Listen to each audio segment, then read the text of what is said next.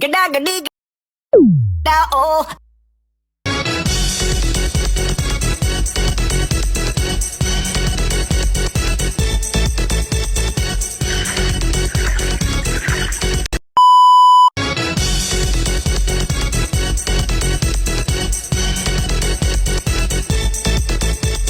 Good morning. Good morning. What is your name? My name is Magil. What is your profession? I am a civil engineering lecturer.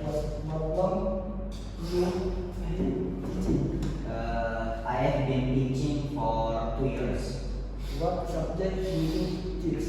I teach structural engineering and construction What do you choose civil engineering? because I like designing and building structures. What is the most important skill for civil engineering? I think it's probably problem solving skill.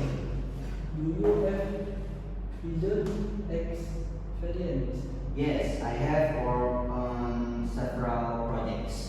What skill of projects have you worked on? Roads and building projects. How do you teach your student? I teach with theory and real case, for example. Do you yes use technology in teaching? Yes, I use software and presentation. What software do you sense? Yes, I use the software and I use AutoCAD and SAP 2000. What do you for you student? I give them encouragement and guidance.